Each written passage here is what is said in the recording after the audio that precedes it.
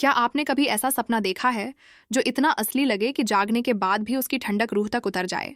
बस कुछ वैसा ही होने वाला है इस कहानी में, जहां एक बंद दरवाजे के पीछे छिपा राज अब सबकी जिंदगी बदलने वाला है। आर्य, मानसी और हर्ष, 3 नाम, 3 किस्मतें और एक ऐसा सच जो किसी ने सोचा तक नहीं था। कहानी वहीं से शुरू होती है जहां सब कुछ सामान्य दिखता है, लेकिन असल में कुछ भी सामान्य नहीं है। ऑफिस में सब लोग अपनी अपनी दुनिया में व्यस्त हैं, पर उस पुरानी चाबी और उस कमरे का नाम सुनते ही माहौल में अजीब सी बेचैनी फैल जाती है। मानसी की आंखों में चमक है, जैसे उसे किसी अनदेखे खजाने की चाह हो। वो खेलना चाहती है उस चाबी से, लेकिन उसे खुद नहीं खोलना चाहती। उसे चाहिए हर्ष का साथ, और हर्ष, जो हमेशा आर्य की बात मानता है, इस बार कुछ ऐसा करने जा रहा है जो सबको हिला देगा। आर्य को अभी तक इस बात का अंदाजा नहीं कि उसकी जिंदगी की सबसे बड़ी परीक्षा शुरू हो चुकी है। हर्ष के दिल में डर है। वो नहीं चाहता उस रूम को खोलना, लेकिन मानसी के कहने पर वो रुक नहीं पाता। जब वो धीरे धीरे उस चाबी को ताले में डालता है, हवा रुक सी जाती है, जैसे किसी ने समय को थाम लिया हो। क्लिक की हल्की सी आवाज के साथ दरवाजा खुलता है, और फिर जो होता है वो किसी के भी होश उड़ा देने के लिए काफी है। कमरे के अंदर से कोई निकलता है, एक औरत। उसका चेहरा सफेद, जैसे किसी ने सदियों की नींद से उसे जगाया हो। उसकी आंखों में खालीपन नहीं, बल्कि गुस्सा है, जैसे वो किसी पुराने हिसाब को पूरा करने आई हो। हर्ष वहीं पर बेहोश हो जाता है। मानसी पहले तो डर जाती है, लेकिन उसके होंठों पर एक हल्की सी मुस्कान भी आती है, जैसे उसने जो चाहा था वो मिल गया हो। दूसरी तरफ आर्य की जिंदगी भी अब बिखरने लगी है। ऑफिस में उसकी मेहनत पर अब सवाल उठ रहे हैं। हिमांशी और मानसी दोनों हर मौके पर उसे नीचा दिखाने की कोशिश कर रही हैं। आर्य की माँ उसे समझाती है कि वो क्यों सब कुछ सह रहा है, पर आर्य बस इतना कहता है, माँ, कुछ बातें चुप रहकर ही ठीक होती हैं। लेकिन किसे पता था कि उसकी ये खामोशी अब उसकी सबसे बड़ी गलती बन जाएगी। तभी एक कॉल आता है। अनु की माँ की आवाज़ कांप रही होती है। आर्य, अनु हॉस्पिटल से गायब हो गई है, कहीं नहीं मिल रही। ये सुनते ही आर्य के कदम लड़खड़ा जाते हैं। वो तुरंत झंडे को कॉल करता है, पर अनु उसी के पास होती है। जब आर्य उससे बात करता है तो अनु की आवाज़ डरी हुई, टूटी हुई लगती है। वो कहती है, मैंने राजनंदिनी का साइन देखा था आर्य, वो वही था, वही साइन जिसने सब कुछ खत्म कर दिया। आर्य के माथे पर पसीना आ जाता है। राजनंदिनी, वो नाम जिसे वो सालों से भूलने की कोशिश कर रहा था, आज फिर जिंदा हो गया है। रात को नींद नहीं आती। वो सोचता है, क्या मेरा पास्ट फिर से लौट आया है? सुबह जब वो ऑफिस पहुंचता है, गार्ड बताता है कि रात को कोई लड़की आई थी जिसने अपना शॉल वहीं छोड़ दिया। आर्य समझ जाता है वो अनु थी, लेकिन मानसी ने उसे अंदर नहीं आने दिया था। ये सुनकर उसका गुस्सा फूट पड़ता है। वो मानसी पर चिल्लाता है, लेकिन मानसी के चेहरे पर डर की जगह ठंडापन है, जैसे उसे किसी की परवाह ही न हो। आर्य उस वक्त कुछ नहीं कह पाता, बस वहां से चला जाता है। पर मानसी के दिमाग में एक ही ख्याल है, उस रूम को फिर से खोलना। उसे पता है कि अब वो अकेले नहीं कर सकती, इसलिए वो हर्ष को मनाती है। हर्ष, तुम ही हो जो मेरा ये काम कर सकते हो। हर्ष, जो पहले से ही उस रात के बाद डर में जी रहा है, फिर भी मानसी की बात मान लेता है। वो सोचता है शायद ये आखिरी बार होगा, लेकिन किसे पता था कि ये आखिरी नहीं, एक नई शुरुआत है उस डरावनी कहानी की, जो अब सबकी जिंदगी बदल देगी। उधर अनु को भी कुछ अजीब महसूस हो रहा है। सिद्धि माता से बात करते हुए उसे साफ साफ इशारा मिलता है, जो चाहती हो वो मिलेगा, लेकिन संभल कर चलो, हर कदम पर खतरा है। अनु खुश है कि शायद आर्य अब उसे अपने दिल की बात कहेगा। वो तैयार है, जैसे कोई नया सफर शुरू होने वाला हो। लेकिन दूसरी तरफ जो हो रहा है वो किसी भी इंसान को हिला दे। जब हर्ष उस रूम के पास पहुंचता है, उसकी सांसें तेज चलने लगती हैं। मानसी उसके पीछे खड़ी होती है, हाथ में वही पुरानी चाबी। लो, अब खोलो इसे, वो कहती है। हर्ष कांपते हुए चाबी लेता है, और जैसे ही ताले में घुमाता है, कुछ पल के लिए सब कुछ थम जाता है। दरवाजा खुलते ही एक ठंडी हवा का झोंका आता है, जैसे किसी ने सदियों की बंद रूह को हवा में अब भी वही ठंडक तैर रही थी जो उस कमरे से बाहर आई थी। आर्य बार बार पानी के छींटे मारकर हर्ष को होश में लाने की कोशिश कर रहा था, लेकिन उसकी आंखें खुलते ही फिर वही डर, वही बेचैनी लौट आती थी। वो कुछ बोल नहीं पा रहा था, पर उसकी आंखें उस कमरे की तरफ बार बार उठ जाती थीं, जैसे कोई अंदर उसे बुला रहा हो।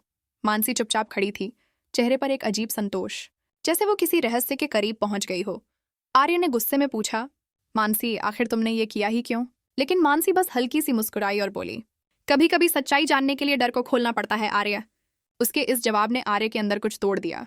वो समझ गया था कि अब ये सिर्फ जिज्ञासा नहीं, बल्कि जुनून बन चुका है। रात को जब सब चले गए, ऑफिस में बस आर्य अकेला रह गया। वो उस कमरे के पास जाकर रुक गया। ताले पर अब भी धूल थी, लेकिन हवा में कोई अजीब सी गंध थी, जैसे पुरानी यादें सांस ले रही हों। उसके दिमाग में वही नाम गूंज रहा था, राजनंदिनी। ये वही नाम था जो उसके अतीत से जुड़ा था, वही औरत जिसने कभी उसकी जिंदगी में तूफान लाया था। पर वो कैसे वापस आ सकती है? क्या वो जिंदा थी या सिर्फ उसकी परछाई अब लौट आई थी? उसके मन में सवालों का तूफान चल रहा था, लेकिन जवाब किसी के पास नहीं था। अगली सुबह अनु का फोन आया। उसकी आवाज में खुशी थी। आर्य, मुझे तुमसे कुछ कहना है। आर्य भी कुछ कहना चाहता था, लेकिन दिल में डर था कि अगर उसने कुछ बताया तो शायद सब कुछ टूट जाएगा। अनु ने कहा, कल तुमने कहा था ना कि तुम मुझे कुछ बताना चाहते हो, तो आज कह दो, मैं तैयार हूं। आर्य चुप रहा, फिर बोला, अनु, कुछ बातें वक्त से पहले नहीं कही जाती। लेकिन अनु ने उसकी बात काट दी। वक्त से पहले नहीं तो वक्त निकल जाने के बाद भी क्यों नहीं आर्य? उसकी आवाज में दर्द था, लेकिन उम्मीद भी थी। आर्य के होंठ खुले, पर शब्द नहीं निकले, क्योंकि उस वक्त उसके सामने फिर वही नाम चमक रहा था, राजनंदिनी। दूसरी तरफ मानसी अब और गहराई में जाने लगी थी। वो ऑफिस के पुराने रिकॉर्ड्स, फाइलें और वीडियो फुटेज देखने लगी। उसे एक टेप मिली जिस पर लिखा था रूम 7A। जब उसने वो वीडियो चलाई तो उसमें धुंधला सा चेहरा दिखा, एक औरत सफेद साड़ी में, और उसके पीछे आर्य खड़ा था। मानसी के चेहरे पर हल्की मुस्कान आई। तो ये है वो सच जिससे आर्य भाग रहा है। अब वो किसी भी कीमत पर उस औरत की सच्चाई जानना चाहती थी। उधर अनु के सपनों में अब अजीब अजीब दृश्य आने लगे थे। वो एक पुराने हवेली जैसे कमरे में होती, जहां दीवारों पर वही नाम लिखा होता, राजनंदिनी। हर रात वही सपना और हर सुबह वही बेचैनी। सिद्धि माता के मंदिर में जाकर उसने पूछा, क्या ये सिर्फ सपना है या कोई इशारा? वहां की पुजारिन ने आंखें बंद करके कहा, जिस नाम से डर लगता है वही नाम अब तुम्हारा रास्ता खोलने वाला है। अनु को समझ नहीं आया, लेकिन उसे महसूस हुआ कि अब उसकी जिंदगी सिर्फ आर्य के इर्द गिर्द नहीं रहेगी, कुछ और भी बड़ा होने वाला है। हर्ष अब धीरे धीरे सुधर रहा था, लेकिन उसके चेहरे से डर गया नहीं था। उसने आर्य को बताया, भाई, उस कमरे में जो मैंने देखा वो कोई इंसान नहीं था, वो किसी का साया था, किसी की मौजूदगी थी जो हमें देख रही थी। आर्य ने उसे शांत किया, शायद तुम्हें भ्रम हुआ होगा। लेकिन हर्ष ने सिर हिलाया, नहीं भाई, वो राजनंदिनी थी। ये सुनकर आर्य के पैरों तले जमीन खिसक गई। उसने हर्ष को कुछ नहीं कहा, बस वहां से चला गया। शाम को मानसी ने फिर उसी कमरे का रुख किया। इस बार उसने अकेले जाने की हिम्मत की। दरवाजा बंद था, लेकिन हवा में वो ठंडक अब और गहरी थी। उसने हाथ बढ़ाया और दीवार पर वही निशान छुआ, RN। अचानक उसे लगा जैसे किसी ने पीछे से उसका कंधा पकड़ा हो। वो पलटी, लेकिन वहां कोई नहीं था। दिल की धड़कनें तेज हो गईं। वो भागकर बाहर निकली और गुस्से में बोली, राजनंदिनी, तू चाहे जो भी है, अब मैं तुझे ढूंढ कर रहूंगी। उसकी आवाज पूरे कॉरिडोर में गूंज गई। उसी रात आर्य ने अपने कमरे में पुराना एल्बम खोला। उसमें कुछ तस्वीरें थीं, आर्य, राजनंदिनी और एक बच्ची की। उसकी आंखें नम हो गईं। वो फुसफुसाया, मैंने सोचा था तू कभी वापस नहीं आएगी।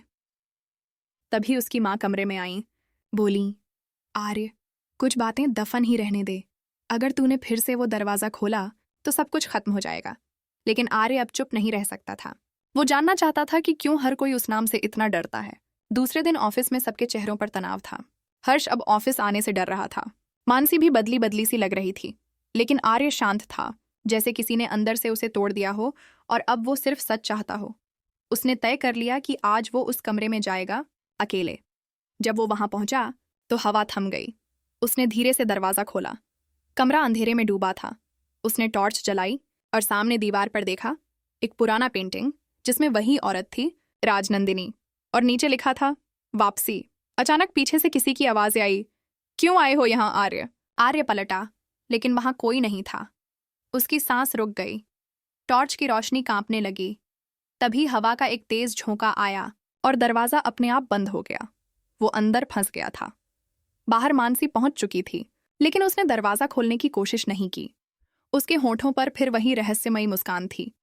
आर्य अंदर खड़ा था, दीवार पर हाथ रखकर बोला, अगर तू सच में यही है तो सामने आ। और तभी दीवार के पास से एक परछाई उभरी। वही चेहरा, वही आंखें, जो सालों पहले उसकी यादों में गुम हो गई थीं। वो थी राजनंदिनी। उसके होंठ हिले, तूने सोचा मैं खत्म हो गई? आर्य पीछे हट गया, लेकिन उसके कदम जैसे जमे रह गए। वो बोलना चाहता था, पर आवाज नहीं निकली। राजनंदिनी ने कहा, जिस वक्त तूने मुझे छोड़ा था उसी वक्त मैंने कसम खाई थी कि लौटूंगी। उसके शब्द हवा में गूंजे और कमरा ठंडे धुएं से भर गया। बाहर मानसी के कानों में जैसे कोई फुसफुसाया, वो लौट आई है। वो पीछे मुड़ी, लेकिन वहां सिर्फ सन्नाटा था। अब मानसी को भी समझ आने लगा था कि ये सब सिर्फ एक खेल नहीं था। उसने आर्य को बचाने की कोशिश की, लेकिन दरवाजा खुल नहीं रहा था। अंदर से आवाजें आ रही थीं, कभी चीख, कभी हंसी, कभी किसी के गिरने की आहट। जब आखिरकार दरवाजा खुला तो आर्य जमीन पर गिरा पड़ा था। उसकी आंखें खुली थीं, पर उसमें डर नहीं था, बस सन्नाटा था। मानसी ने उसे उठाया, पर उसके हाथ ठंडे थे। उसी वक्त अनु वहां पहुंची। रात के सन्नाटे में पूरा शहर सो रहा था, लेकिन उस पुराने ऑफिस की खिड़कियों से अब भी हल्की हल्की रोशनी झांक रही थी। हवा में अजीब सी सरसराहट थी, जैसे कोई अदृश्य शक्ति हर दीवार को छू रही हो। आर्य उस रात कुछ नहीं बोला, बस खामोशी से बैठा रहा। अनु उसके पास थी, उसकी आंखों में डर साफ झलक रहा था। हर्ष अब भी कांपता हुआ कोने में बैठा था, और मानसी लगातार उस कमरे की तरफ देख रही थी जहां सब शुरू हुआ था। ऐसा लग रहा था जैसे सबकी सांसें उसी दरवाजे के पार अटकी हों। फिर अचानक लाइट झपकी और बुझ गई। अंधेरे में बस एक ठंडी आवाज गूंजी, अब कोई नहीं बचेगा।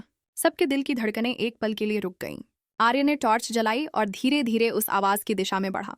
दीवार पर फिर वही निशान दिखा, RN, लेकिन इस बार उसके नीचे किसी ने लाल रंग से लिखा था, मेरा बदला पूरा होगा। मानसी का चेहरा पीला पड़ गया। उसने आर्य का हाथ पकड़ा और बोली, मैंने ये नहीं लिखा आर्य, मुझ पर भरोसा करो। आर्य ने कुछ नहीं कहा। उसके मन में अब शक गहराने लगा था। क्या ये सब किसी इंसान की करतूत थी या सच में राजनंदिनी लौट आई थी? तभी दरवाजा खुद ब खुद खुल गया। अंदर घुप अंधेरा था। हवा में किसी परफ्यूम जैसी खुशबू घुली थी, वही जो कभी राजनंदिनी लगाती थी। आर्य ने जैसे ही कदम रखा, हवा थम गई और उसके कानों में किसी की धीमी आवाज आई, याद है, तुमने मुझसे वादा किया था कि कभी अकेला नहीं छोड़ोगे। आर्य ठिठक गया। उसके हाथों की टॉर्च कांपने लगी। राजनंदिनी, क्या तुम सच में? उसके शब्द अधूरे रह गए, क्योंकि सामने धुंध के बीच एक आकृति उभरने लगी थी। सफेद कपड़ों में, बिखरे बाल और आंखों में वही पुराना दर्द। राजनंदिनी। अनु ने जैसे ही उसे देखा, उसकी आंखें भर आईं, लेकिन राजनंदिनी की निगाह सिर्फ आर्य पर टिकी थी। उसने कहा, तुमने मुझसे झूठ बोला। तुमने कहा था कि मौत हमें अलग नहीं करेगी, लेकिन तुमने ही मुझे मौत दी। आर्य पीछे हट गया। नहीं, ये सच नहीं है। मैंने तुम्हें कभी नुकसान नहीं पहुंचाया। लेकिन राजनंदिनी की आंखों में आग थी। सच? तुम्हें याद नहीं वो रात जब तुम्हारे भरोसे में जिंदा जल गई थी? कमरे में सन्नाटा छा गया। हर्ष ने डर से आंखें बंद कर लीं। मानसी के होंठ सूख गए और अनु की आंखों से आंसू गिर पड़े। आर्य जमीन पर गिर पड़ा। उसके चेहरे पर पछतावा था। उसने फुसफुसाते हुए कहा, वो हादसा था राजनंदिनी, मैं उसे रोक नहीं पाया। लेकिन अब बहुत देर हो चुकी थी। राजनंदिनी धीरे धीरे उसके पास आई और बोली, जब भरोसे की आग बुझती है तो सिर्फ राख नहीं बचती, बदला भी बचता है। उसके हाथ हवा में उठे और चारों तरफ अचानक तेज हवा चलने लगी। दीवारें कांपने लगीं, फर्नीचर अपने आप हिलने लगा और एक पल में सब कुछ धूल से भर गया। अनु ने चिल्लाकर कहा, बस करो, अगर तुम उसे सजा देना चाहती हो तो मुझे दो, लेकिन अब और नहीं। राजनंदिनी